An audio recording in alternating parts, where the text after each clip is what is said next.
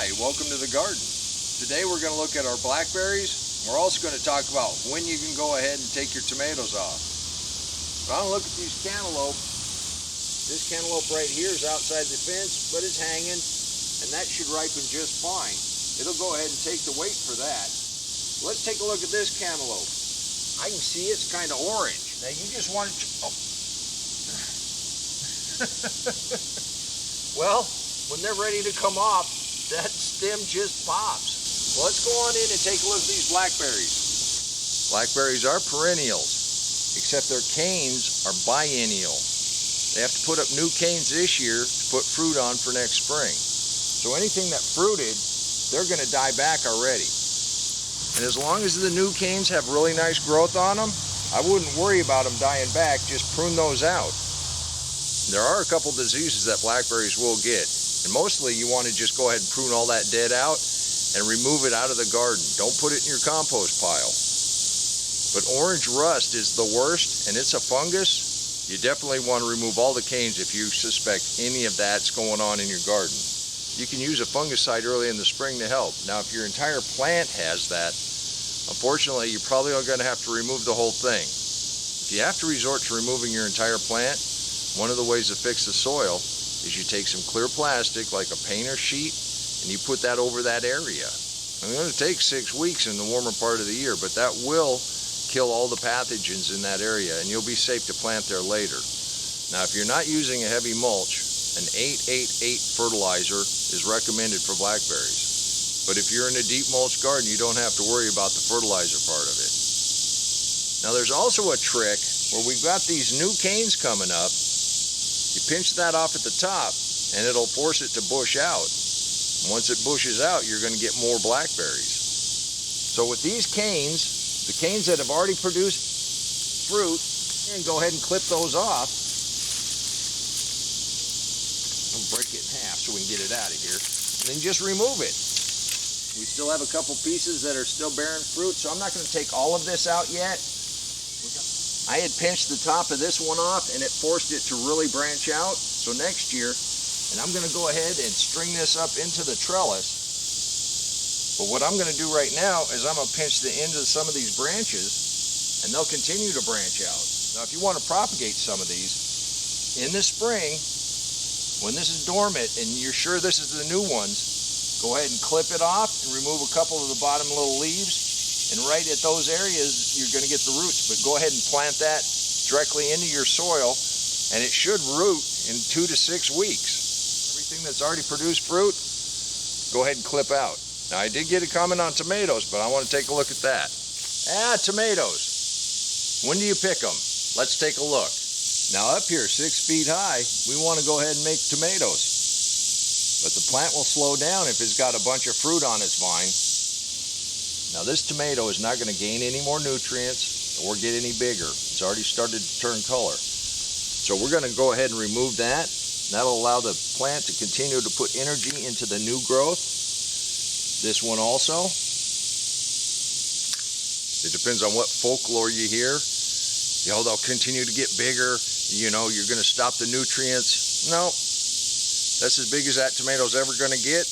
And it'll ripen just fine sitting on the kitchen counter. Don't put them in the refrigerator. But this will allow this tomato to continue to produce fruit. I hope that answers the questions. And by removing early, this vine is making tomatoes well over 6 feet off the ground. And I didn't just pull this out of my hat. There's a lot of research behind this. So I hope this answers your question on when to go ahead and harvest your tomato. And our goal is to grow fruit, so whatever we can do to support that is a good thing. And for me, since I don't use any chemicals, here's one of the best reasons I take them off when they start turning color. And as you can see, I got quite a few to take off this evening, so let me get after it. Now it's a race between the squash bugs and the squash. All right, that's the nice big watermelon we saw the other day.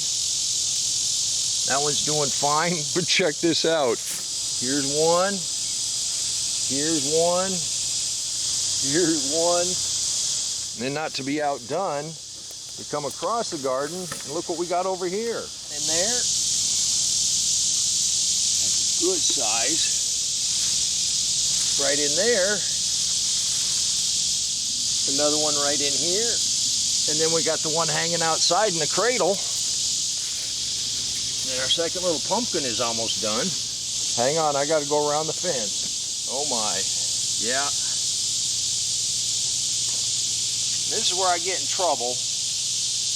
I'm like, well, how are we going to get those? Let's see. Down in here. At least they haven't started turning yellow yet. I got the small wire down low, so it's real hard to reach in here. Oh, don't drop them. It's like one of those carnival games. And look what we got. Those are nice.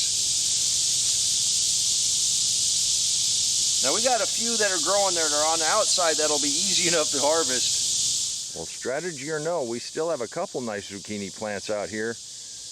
But this one that I put the soil on the other day, it did succumb to the vine borer. The main vine that this one's on has died back, and I'm taking it. It's got orange on it. Look at that. Now that is awesome. You see right in here where this butternut, this thing's ready to come off. It's good and yellow. That first leaf is gone. Let's take that. And this is not a weed. That's peanuts we planted when we planted the butternuts. That way we got a second crop coming up right there. And round 2 of the cucumbers, they're starting, even where we're going to have to watch for squash bugs, I think we're past the vine borer stage. And this is round 2 of the squash. And we just planted that squash. And yeah, I planted it way too close, but we ought to have a nice fall harvest off of that. You can do this too. Well, my wife asked me if I saw any beans, and I say no. I think these are jump ropes. Obviously, I need a bigger container to finish picking the tomatoes. I'm gonna let it cool off a little bit, and I'll be out here after dark, and I'll pick some more tomatoes. We had a nice weekend, but it's been over 100 degrees all week. Looking like it's gonna be like that for the next few days. No rain in sight. That's the benefit of the deep mulch. Keeps your ground nice and cool, keeps your roots nice and cool. Then all you gotta do is regular stuff. Fight the bugs. So if you'd like to learn a little bit more about the deep mulch, click that link and I'll meet you right back in the garden. If you'd like to learn about the living soil, click that link and I'll meet you right back in the garden. And until next time, remember, take care of yourself, take care of your family, and God bless you.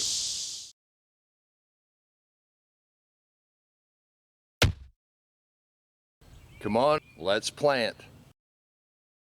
Let's go plant garden.